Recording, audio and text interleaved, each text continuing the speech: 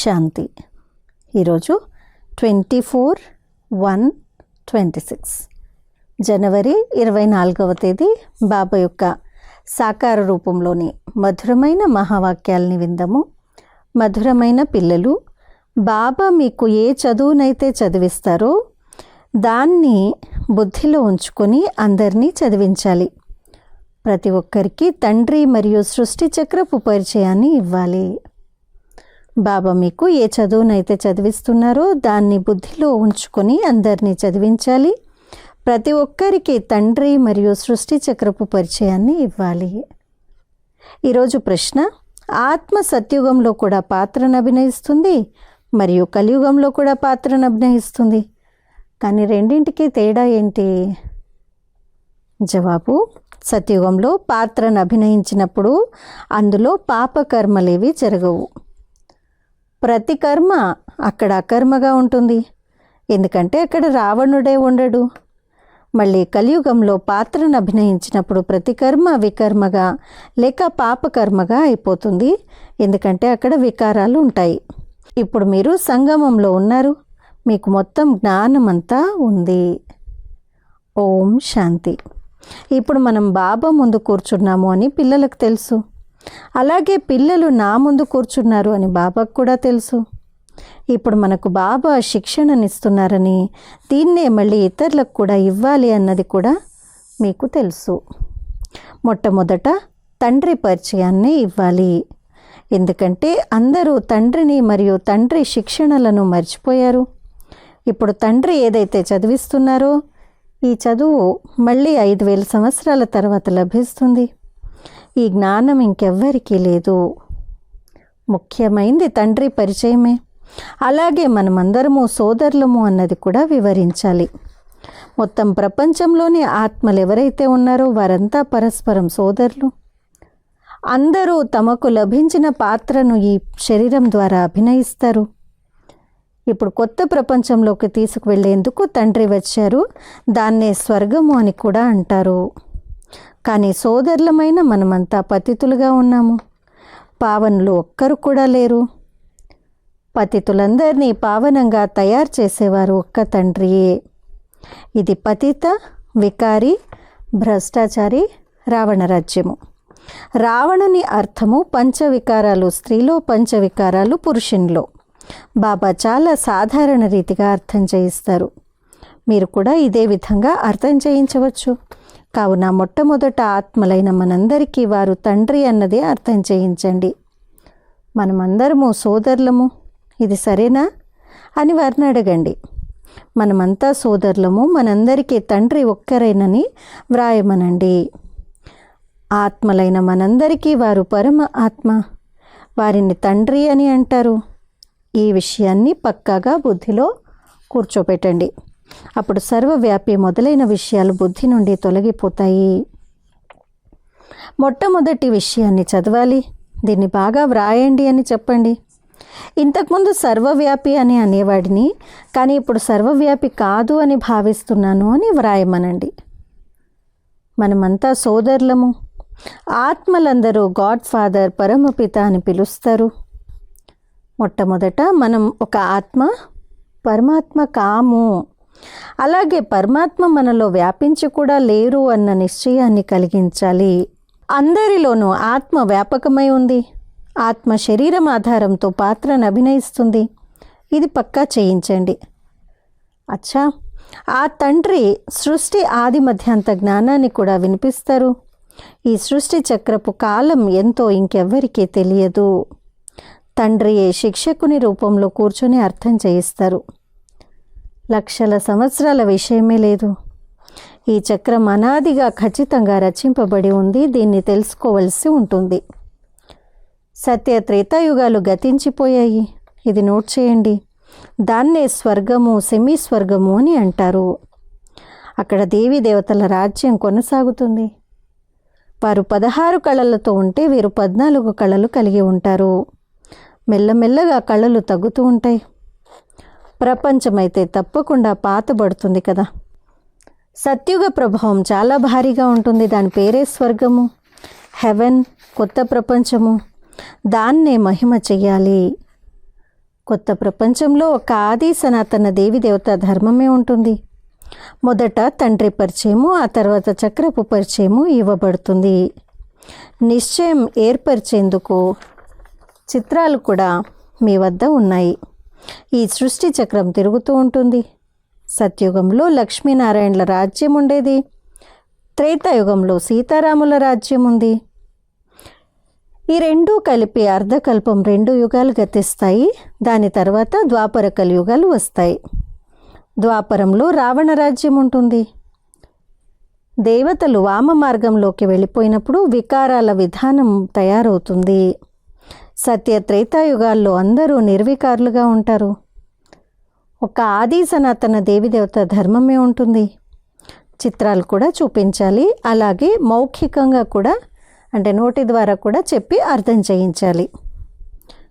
తండ్రి మనకు శిక్షకునిగా అయి ఈ విధంగా చదివిస్తారు.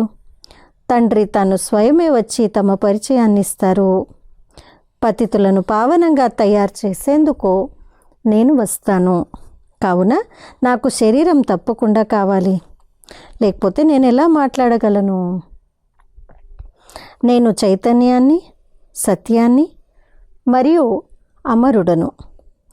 ఆత్మ సతో రజో తమోలలోకి వస్తుంది. ఆత్మయే పావనంగా మరియు పతితంగా అవుతుంది. కావుననే పతిత ఆత్మ, పావన ఆత్మ అని అంటారు. ఆత్మలోనే అన్ని సంస్కారాలు ఉన్నాయి. గత కర్మల లేక వికర్మల సంస్కారాలను ఆత్మయే తీసుకువస్తుంది. సత్యుగంలో వికర్మలే జరగవు. కర్మ చేస్తారు, పాత్రను అభినయిస్తారు, కానీ ఆ కర్మలు అకర్మలుగా అయిపోతాయి. గీతలో కూడా ఆ పదాలు ఉన్నాయి. ఇప్పుడు మీరు ప్రాక్టికల్గా అర్థం చేసుకుంటున్నారు. బాబా పాత ప్రపంచాన్ని మార్చేందుకు, కొత్త ప్రపంచంగా తయారు చేసేందుకు వచ్చారని మీకు తెలుసు. అక్కడ కర్మలు అకర్మలుగా అయిపోతాయి. దాన్నే సత్యుగము అని అంటారు. మళ్ళీ ఎక్కడైతే అన్ని కర్మలు వికర్మలుగా అయిపోతాయో దాన్ని కలియుగము అని అంటారు. ఇప్పుడు మీరు సంగమంలో ఉన్నారు. బాబా 2 వైపుల విషయాలను అర్థం చేయిస్తారు. సత్యత్రేతాయుగాలు పవిత్ర ప్రపంచము, అక్కడ పాపాలేవి ఉండవు. ఎప్పుడైతే రావణ రాజ్యం ప్రారంభమవుతుందో అప్పుడే పాపాలు జరుగుతాయి. అక్కడ వికారాలన్న మాటే ఉండదు. రామరాజ్యము మరియు రావణ రాజ్యాల చిత్రాలు మీ ముందున్నాయి. తండ్రి అర్థం చేయిస్తారు. ఇది చదువు. దీని గురించి ఒక్క తండ్రికి తప్ప ఇంకెవ్వరికీ తెలియదు. ఈ చదువు మీ బుద్ధిలో ఉండాలి. తండ్రి గుర్తుకు వస్తారు, అలాగే చక్రం కూడా బుద్ధిలోకి వచ్చేస్తుంది. క్షణంలో అన్నీ గుర్తుకు వచ్చేస్తాయి. వర్ణన చేయడంలో పెద్ద సమయం పట్టదు. దీనికి 3 శాఖలు ఉన్నాయి. వృక్షం ఇలా ఉంటుంది అని బీజము మరియు వృక్షం క్షణంలో గుర్తుకు వచ్చేస్తుంది. ఈ బీజం ఫలానా వృక్షానిది, దీని నుండి ఇటువంటి ఫలాలు వెలువడతాయి అని గుర్తుకు వస్తుంది. ఈ అనంతమైన సృష్టి రూపీ వృక్షం ఎలాంటిదో దీని రహస్యం మీరు అర్థం చేయిస్తారు. అర్ధకల్పం రాజ్యవంశాలు ఎలా కొనసాగుతాయో పిల్లలకంతా అర్థం చేయించారు. మళ్ళీ రావణ రాజ్యం వచ్చినప్పుడు సత్యత్రేత యుగవాసులే మళ్ళీ ద్వాపర యుగవాసులుగా అవుతారు. వృక్షం వృద్ధి నొందుతూ ఉంటుంది. అర్ధకల్పం తర్వాత రావణ రాజ్యం వస్తుంది. వికారులుగా అయిపోతారు. తండ్రి నుండి ఏ వారసత్వం అయితే లభించిందో అది అర్ధకల్పం కొనసాగింది. జ్ఞానాన్ని వినిపించి వారసత్వాన్ని ఇచ్చారు. ఆ ప్రారబ్ధాన్ని అనుభవించారు.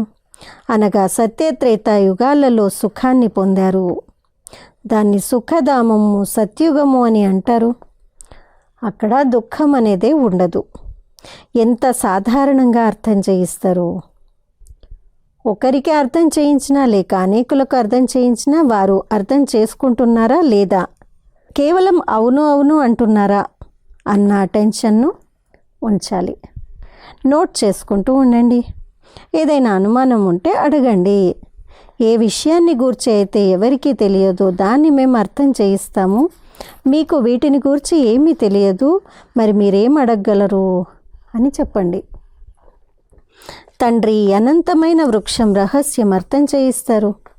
ఈ జ్ఞానాన్ని ఇప్పుడు మీరు అర్థం చేసుకున్నారు. మీరు 84 జన్మల చక్రంలోకి ఎలా వచ్చారో తండ్రి అర్థం చేయించారు. దీన్ని బాగా నోట్ చేసుకోండి. ఆ తర్వాత దీనిపై ఆలోచించండి. టీచర్ వ్యాసాలు చెప్తారు, ఆ తర్వాత ఇంటికి వెళ్ళి వాటిని రివైజ్ చేసి వస్తారు కదా. మీరు కూడా ఈ జ్ఞానాన్ని ఇస్తారు. ఆ తర్వాత ఏం జరుగుతుందో చూడండి, అడుగుతూ ఉండండి. ఒక్కొక్క విషయాన్ని బాగా అర్థం చేసుకోండి. తండ్రి శిక్షకుని కర్తవ్యాన్ని అర్థం చేయించి ఆ తర్వాత గురువును గూర్చి అర్థం చేయించండి. మీరు వచ్చి పతితులైన మమ్మల్ని పావనంగా తయారు చేయండి అని వారిని పిలిచారు. ఆత్మ పావనంగా అవుతుంది. అప్పుడు శరీరం కూడా పావనమైంది లభిస్తుంది. బంగారం ఎలా ఉంటుందో నగలు అటువంటివే తయారవుతాయి.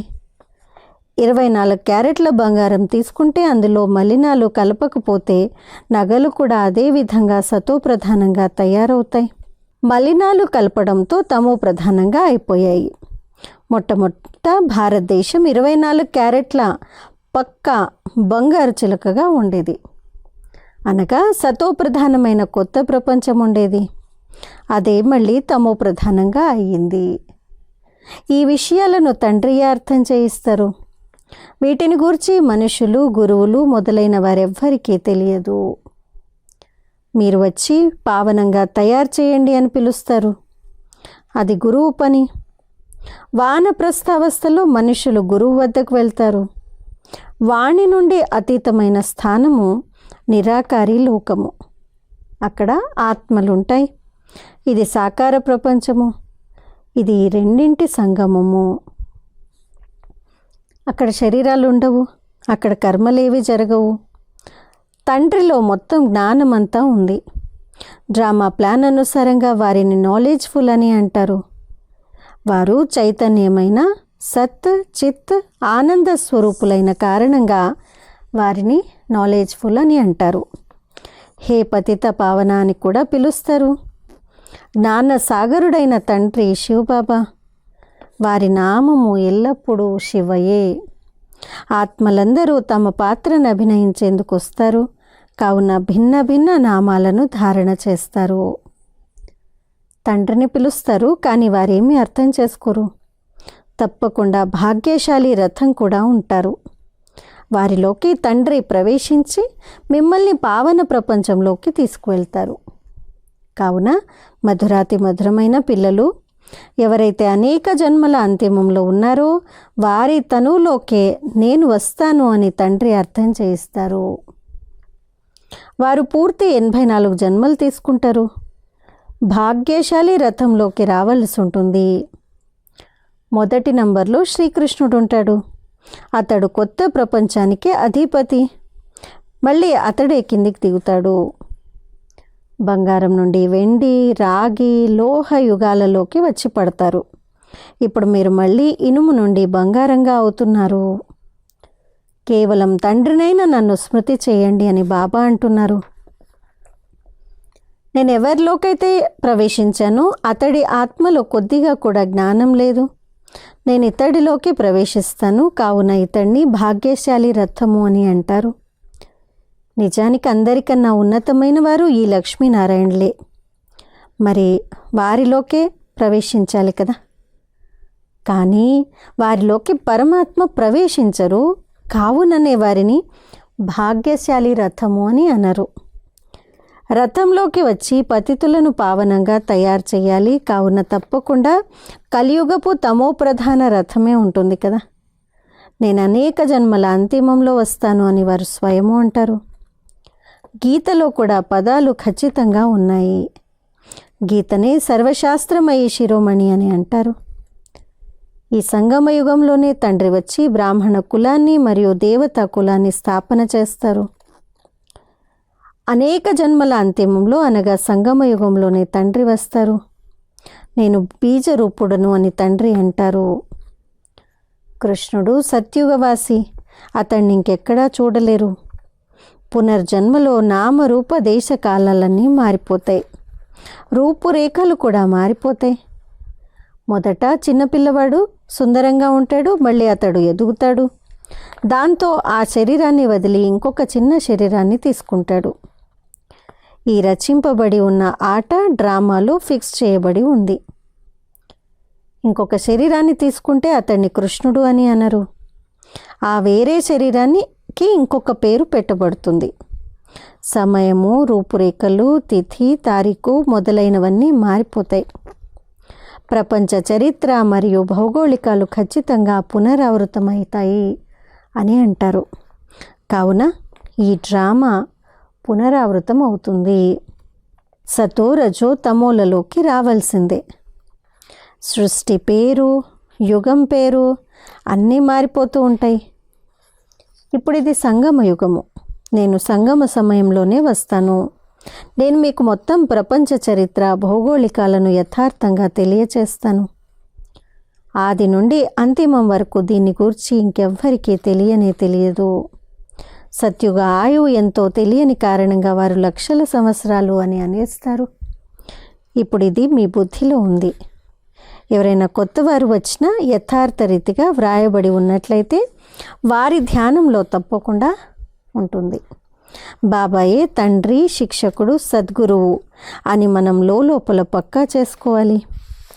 వారు మళ్ళీ సతో ప్రధానంగా అయ్యేందుకు మంచి యుక్తిని తెలియజేస్తారు. దేహ సహితంగా దేహపు సర్వధర్మాలను వదిలి స్వయాన్ని ఆత్మగా భావించండి అని గీతలో కూడా ఉంది. సర్వధర్మాన్ పరిత్యజ్య మామేకం శరణం రజ అని అన్నారు. మళ్ళీ మన ఇంటికి తప్పకుండా వెళ్ళాలి. భక్తి మార్గంలో భగవంతుని వద్దకు వెళ్ళేందుకు ఎంతగా కష్టపడుతూ ఉంటారు. అది ముక్తిధామము. అక్కడ కర్మ నుండి ముక్తులుగా ఉంటారు. మనం నిరాకార లోకంలోకి వెళ్ళి కూర్చుంటాము. పాత్రధారి ఇంటికి వెళ్తే పాత్ర నుండి ముక్తుడవుతాడు. తాము ముక్తిని పొందాలని ప్రతి ఒక్కరూ కోరుకుంటారు. మోక్షమైతే ఎవరికీ లభించజాలదు. ఈ డ్రామా అనాది, అవినాశి. రావడం వెళ్ళడం, ఈ పాత్ర మాకిష్టం లేదు అని ఎవరైనా అన్నా కానీ ఇందులో ఏమీ చేయలేరు. అనాది అయిన ఈ డ్రామా రచింపబడి ఉంది. ఒక్కరు కూడా మోక్షాన్ని పొందలేరు. వారంతా అనేక రకాల మనుషులు. ఇది శ్రేష్టంగా అయ్యేందుకు శ్రీమతము. మనుషులను శ్రేష్ఠులు అని అనరు, దేవతలనే శ్రేష్ఠులు అని అంటారు. వారి ముందు అందరూ నమస్కరిస్తారు. మరి వారు శ్రేష్ఠులే కదా. కృష్ణుడు దేవత, అతడు వైకుంఠానికి యువరాజు. అతడు ఇక్కడికి ఎలా వస్తాడు? అలాగే అతడు గీతను కూడా వినిపించలేదు. శివుని ముందుకు వెళ్ళి తమకు ముక్తిని ఇవ్వమని కోరుకుంటారు. వారు ఎప్పుడూ జీవన్ముక్తిలోకి, జీవన బంధనలోకి రారు శివబాబా. కావుననే ముక్తిని ఇవ్వమని వారిని పిలుస్తూ ఉంటారు. జీవన్ముక్తిని కూడా వారే ఇస్తారు. అచ్చా मीठे मीठे सिक्के लदे बच्चों प्रति माता पिता बाप दादा का याद प्यार और गुड मॉर्निंग। रूहानी बाप के रूहानी बच्चों को नमस्ते। हम रूहानी बच्चों के रूहानी माता पिता बाप दादा को याद प्यार, गुड మార్నింగ్ और నమస్తే. ధారణ కొరకు ముఖ్య సారము. మొదటి పాయింట్, మనమందరము ఆత్మరూపంలో సోదరులము. ఈ పాఠాన్ని పక్కా చేసుకోవాలి మరియు చేయించాలి. మీ సంస్కారాలను స్మృతి ద్వారా సంపూర్ణ పావనంగా తయారు చేసుకోవాలి. 2, 24 క్యారెట్ల స్వచ్ఛమైన బంగారంగా అనగా సతో ప్రధానులుగా అయ్యేందుకు కర్మ, అకర్మ, వికర్మల గుహ్యగతులను బుద్ధిలో ఉంచుకొని ఇప్పుడిక ఎటువంటి వికర్మలను చేయకూడదు. ఈరోజు వరదానము, మాస్టర్ నాలెడ్జ్ఫుల్ భవ. భయపడే నాట్యాన్ని వదిలి సదా సంతోషపు నాట్యాన్ని చేసే మాస్టర్ నాలెడ్జ్ఫుల్ భవ. భయపడే నాట్యాన్ని వదిలి సదా సంతోషపు నాట్యాన్ని చేసే మాస్టర్ నాలెడ్జ్ఫుల్ భవ. ఏ పిల్లలైతే మాస్టర్ నాలెడ్జ్ఫుల్గా ఉంటారో వారు ఎప్పుడూ భయపడే నాట్యాన్ని చేయజాలరు. మెట్లు క్షణంలో క్రిందకు, మళ్ళీ క్షణంలో పైకి, ఇలా పైకి కిందకయ్యే సంస్కారాన్ని మార్చండి. అప్పుడు చాలా వేగంగా ముందుకు వెళ్తారు. కేవలం మీకు లభించిన అథారిటీని, జ్ఞానాన్ని, పరివారపు సహయోగాన్ని ఉపయోగించుకోండి. బాబా చేతిలో చేయి వేసి ముందుకు వెళ్తూ ఉన్నట్లయితే సంతోషపు నాట్యాన్ని చేస్తూ ఉంటారు. భయపడే నాట్యం జరగజాలదు. కానీ ఎప్పుడైతే మాయా చేతిని పట్టుకుంటారో అప్పుడు ఆ నాట్యం అంటే భయపడే నాట్యం జరుగుతూ ఉంటుంది. స్లోగన్: ఎవరి సంకల్పము మరియు కర్మలు ఉన్నతంగా ఉంటాయో వారే మాస్టర్ సర్వశక్తివంతులు. ఎవరి సంకల్పము మరియు కర్మలు ఉన్నతంగా ఉంటాయో వారే మాస్టర్ సర్వశక్తివంతులు. అచ్చా, అవ్యక్త ప్రేరణ. ఈ అవ్యక్త మాసంలో బంధనముక్తులుగా ఉంటూ జీవన్ముక్త స్థితిని అనుభవం చేసుకోండి. మాస్టర్ త్రికాలదర్శులుగా అయ్యి ప్రతి కర్మ, ప్రతి సంకల్పాన్ని చేయండి మరియు మాట్లాడండి. అప్పుడు ఏ కర్మ కూడా వ్యర్థమైందిగా లేక అనర్థమైందిగా అవ్వజాలదు. త్రికాలదర్శి అనగా సాక్షి తనపు స్థితిలో స్థితులై ఈ కర్మేంద్రియాల ద్వారా కర్మను చేసినట్లయితే కర్మకు వశీభూతులుగా అవ్వరు.